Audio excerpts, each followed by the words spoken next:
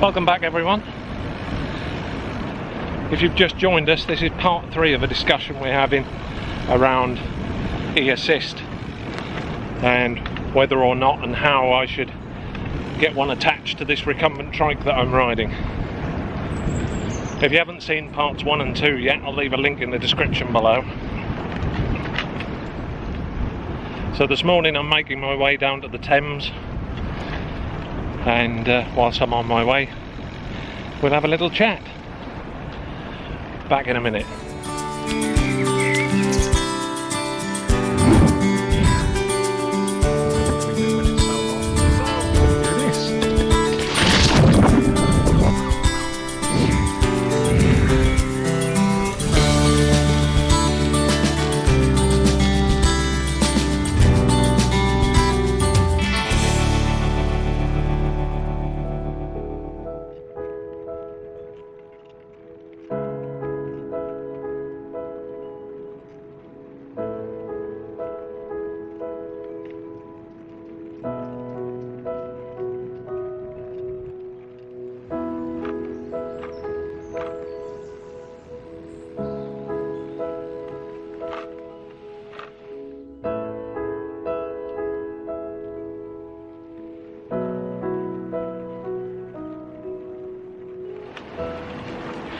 So in part 2 then, we were talking about reasons not to get e-assist, or perhaps just reasons that make e-assist a bit more difficult.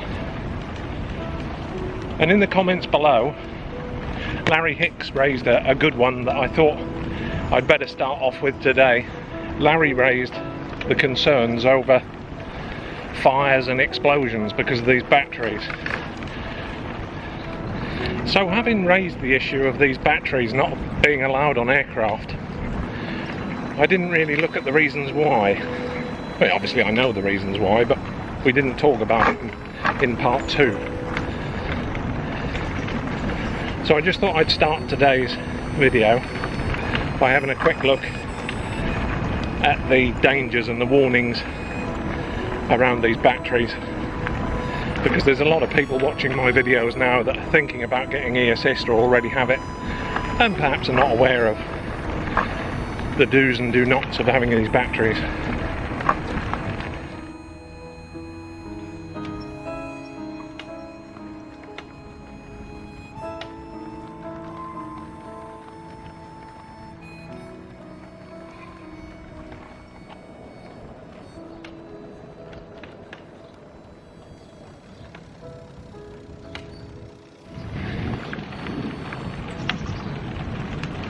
The first and most important danger, I suppose, from these batteries for us as cyclists is going to be the shock, or the knocking, dropping, piercing, accidental sort of damage that can happen to these batteries.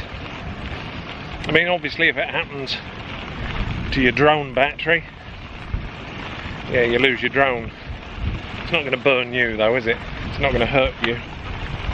If it happens to your camera battery, similar sort of thing, you could just drop the camera on the floor. But for us as cyclists, obviously we're probably at some point going to fall off or run into something. I mean, obviously we all hope that we won't, but these things happen. And as Larry said, I think we should all just be aware that when you do run into something, or drop your battery, or you know the sort of things I'm talking about, just after that happens, check your battery. If it's dented, distorted, obviously if it's smoking, then get away from it very quickly. But if it's dented and looks damaged, check it for heat, check it for warming up, because that's the very first obvious sign that something's going wrong. And my advice would be, after that, get a new battery. It's really not worth risking. It's a pretty little path.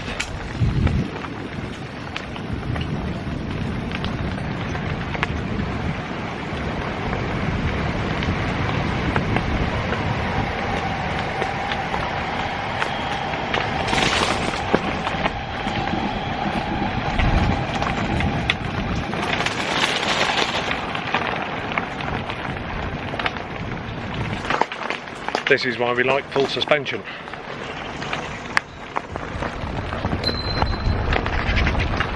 Thank you.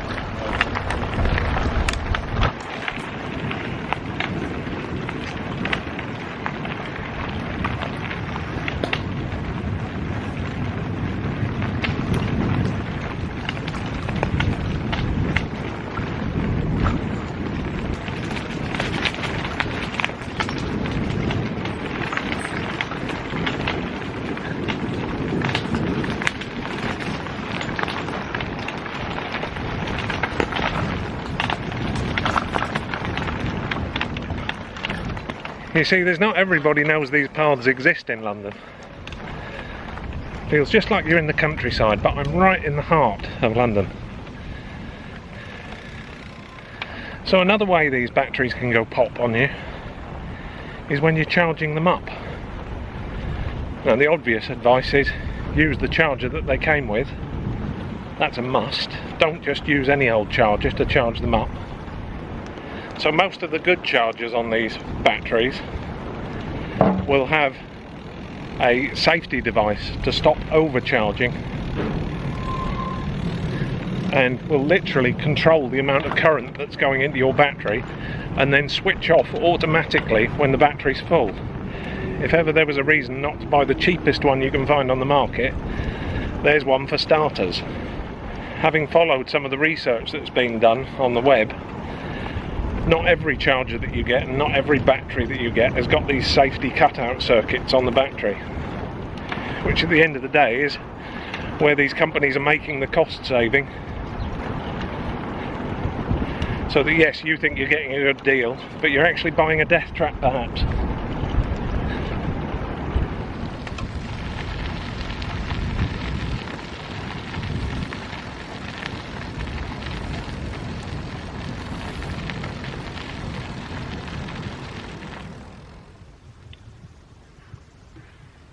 Anyone who's interested in where I'm riding this morning, at the moment I'm in the West Ham area, just south of the Olympic Park,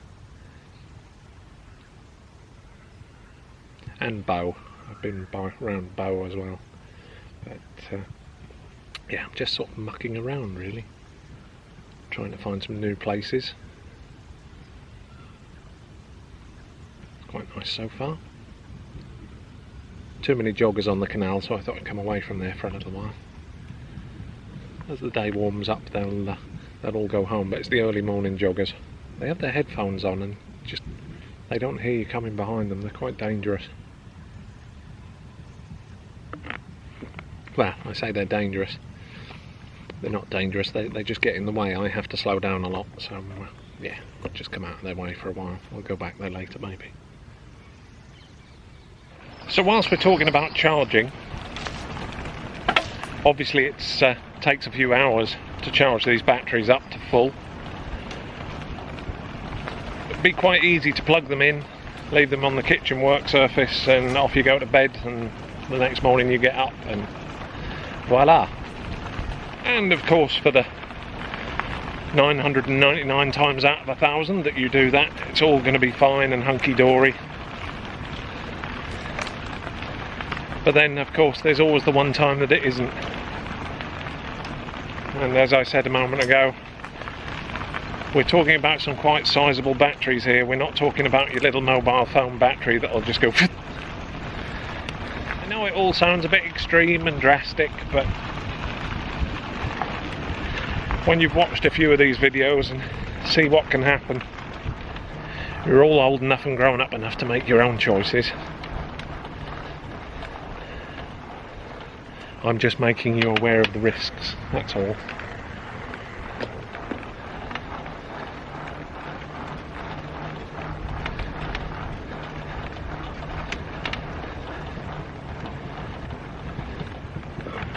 Hairpin bends, eh?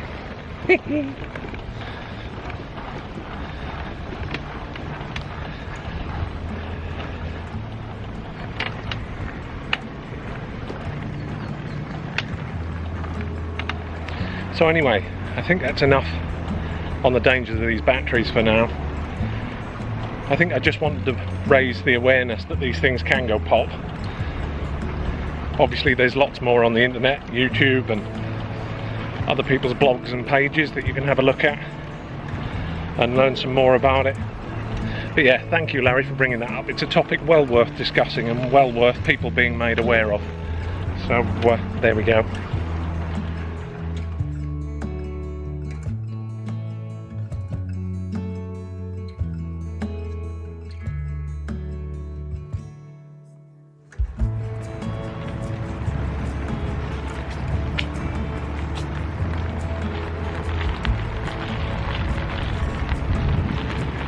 So at the end of part 2, I said that I would talk about UK law and my different options for converting the Trike to e-assist. I think I'm going to leave the different options to the next one, otherwise this video is going to get too long.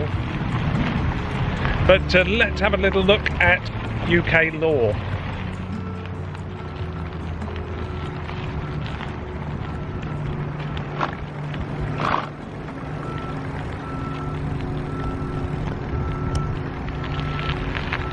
So that's an interesting sculpture.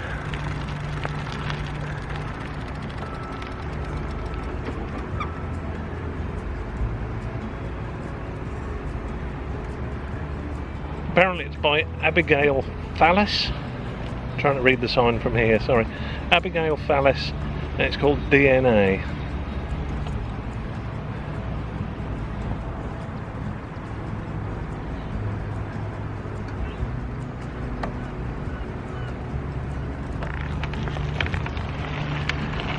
No comment. Sorry, you know me in art. I don't know, there's art and then there's art, but... Shopping trolleys welded to a post? Sorry, I'm commenting on it. Yeah, no comment.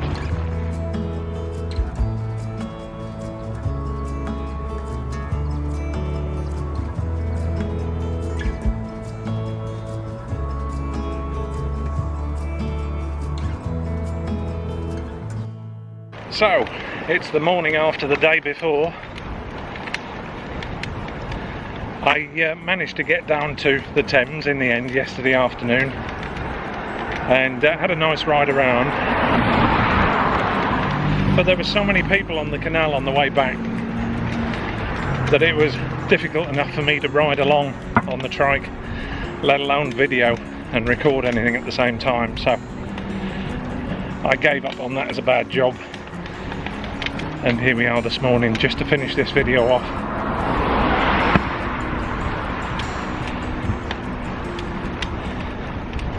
But as I said, I got down to the Thames. It was a lovely day. The tide was out. And I got some nice pictures.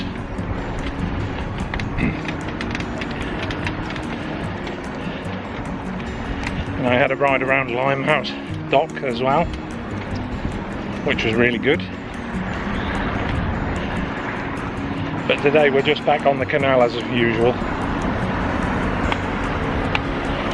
just for one of my normal rides. So I'm making my way back down there, and then we'll have a talk about UK law for e-assist.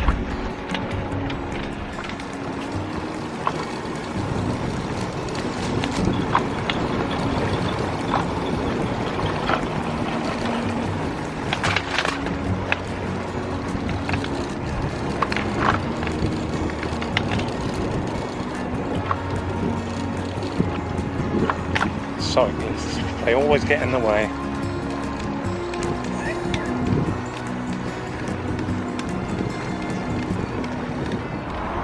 So UK law around pedal assists and electric bikes in general was brought into line with EU regulation in 2016. So our laws in the UK now match those across the EU, which is quite handy should I want to go cycling on the continent at any time. So there's all manner of regulations, and I just want to talk about the ones that are going to affect me. And for example, I'm not interested in the fact that you have to be over 14 years old to ride an assisted e-cycle of any description. But yeah, I'm just going to talk about the ones that affect me. And I'd also like to just point out, these are the laws of the land. I'm not telling you what to do. We all know that you can fit more powerful motors onto your cycles and go crazy if you want to. It's completely your choice. I'm just telling you the way the law is, and I don't want to invalidate my insurance on the trike, so I will be sticking within the rules.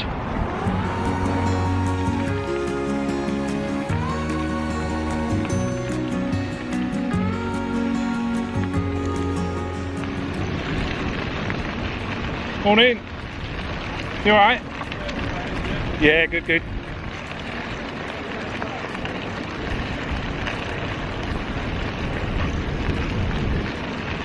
So the laws around e-assist are also only enforceable in public places, so parks, obviously on the highways, public footpaths. So basically if the public have access to it, then the law is in force. If you're lucky enough to own a piece of land or have permission from a landowner, then of course you can do what you want.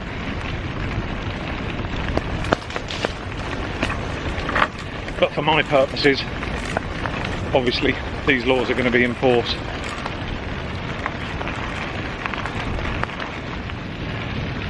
So what are we looking at then? Well, first and foremost is a limit of a motor size to 250 watts. Doesn't sound like much to some of you, I know.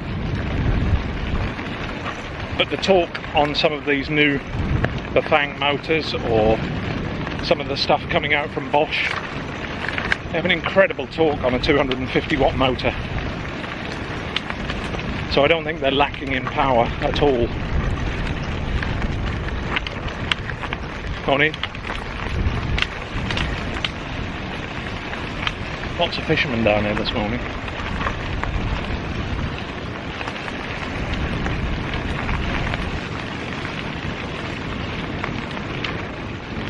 So that's 250 watts continuous output. Obviously they can surge a little bit higher than that when you're just pushing off from a stop-start. But at a steady state ride like I'm on at the moment, 250 watts continuous is the limit.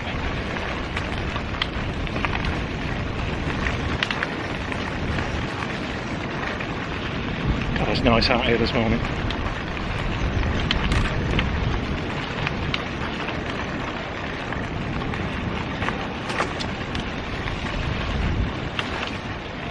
So the second part of the law that I have an interest in is the speed limit. We're limited to 25 kilometers an hour, at which point the assistance must cut out. Obviously you can go faster than 25 kilometers an hour, but it can't be with assistance of the motor.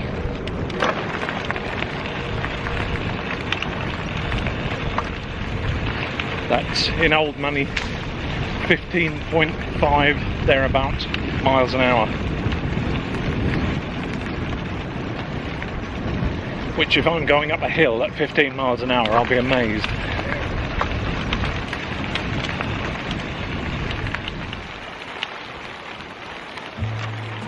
Morning.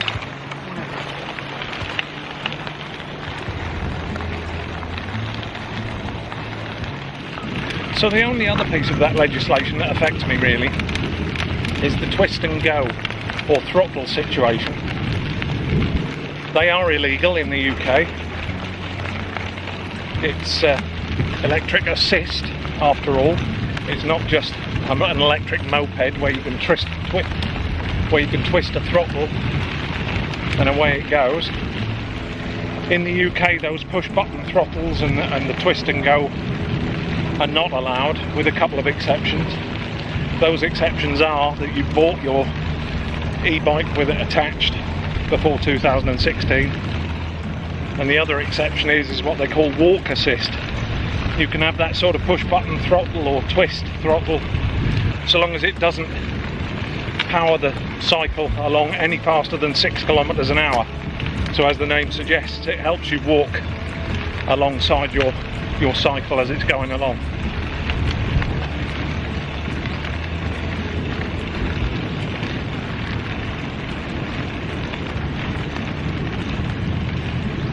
To be fair, I was never really interested in something that I can just twist and make it go anyhow. I like using my legs. As I said in my video way back, my reasons for riding a trike are to get out and get some exercise. Sitting in a comfy chair, being powered along by a motor, I don't want that. That's not what I'm after. I think you guys know that already. Damn cyclists are getting in my way again.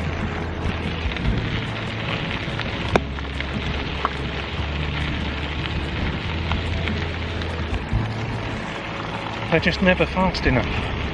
Maybe they should get electric assist.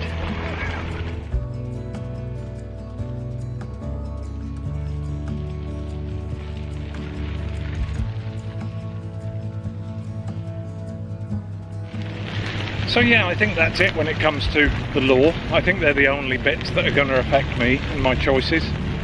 If anybody in the UK, or indeed the EU, knows any other laws that they think I might need to know about, please do shout up in the comments below.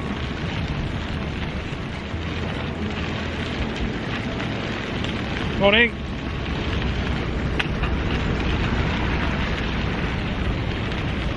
Lovely boat.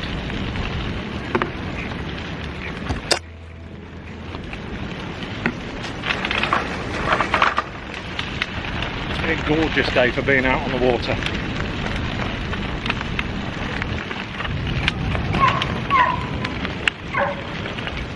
Morning.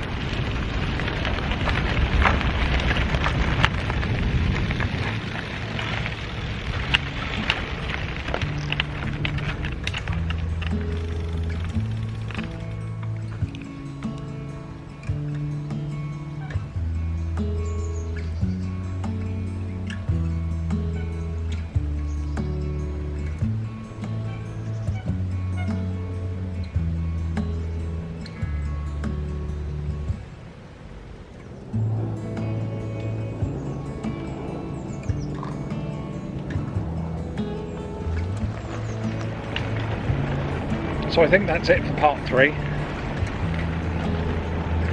Please feel free to leave me a comment below on anything that we've been discussing in this series, not just today's topics of the dangers of these batteries and EU law and regulation. But I'll be back soon, next few days hopefully, with part 4, the final part of this series, where we're going to discuss some of the options that are available to me, and I'll tell you guys of those options which ones I'm leaning towards. Morning. So that's all that come in part 4. Please feel free to leave lots of comments for me below. I know I've been a bit slow on answering some of them recently. That's only because of the volume of the comments, but please keep them coming. I will continue to answer them all for as long as I can. So also coming up in the next week or so, I'm going to do a review of the GTRO gearbox from FNEO. I've had that on the trike now for 6 to 8 months, I think. So it's about time I gave you a non-biased view of that. So keep an eye out for that one coming up.